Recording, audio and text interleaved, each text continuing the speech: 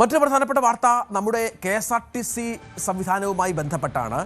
KSRTCക്ക് budget ടൂറിസവുമായി ബന്ധപ്പെട്ട് നമുക്കറിയാം, കഴിഞ്ഞ LDF സർക്കാരിൻ്റെ കാലത്ത് ഗണേഷ് കുമാർ ഗതാഗത മന്ത്രിയായിരുന്നപ്പോഴാണ് ബജറ്റ് ടൂറിസം സംവിധാനം KSRTC കൊണ്ടുവന്നത്. അത് അന്നുതൊട്ട് വലിയൊരു വിജയമായിരുന്നു.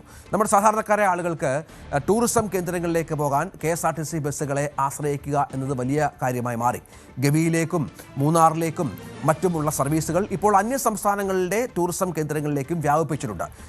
ഏറ്റവും സന്തോഷകരമായ ഒരു വാർത്ത, ഇത്തവണ റെക്കോർഡ് വരുമാനമാണ് KSRTC ബജറ്റ് ടൂറിസം നേടിയത്.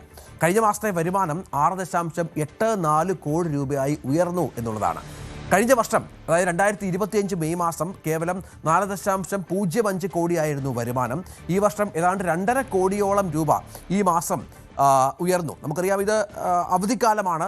നിരവധി ആളുകൾ KSRTC ബസ്സുകളെ ടൂർ പോകാൻ, യാത്ര പോകാൻ, വിനോദയാത്ര പോകാൻ ആശ്രയിച്ചിരുന്നു. അതനുസരിച്ചുള്ള വരുമാന വർധനവ് ആ സംവിധാനത്തിന് വലിയ ഒരു ആശ്വാസകരമാണ്.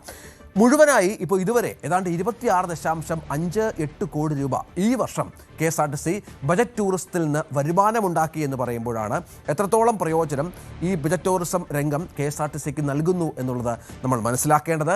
ഏതായാലും KSRTC സംബന്ധിച്ചിടത്തോളം വലിയ നേട്ടമായി ബജറ്റ് ടൂറിസം സംവിധാനം മാറിയിരിക്കുകയാണ്.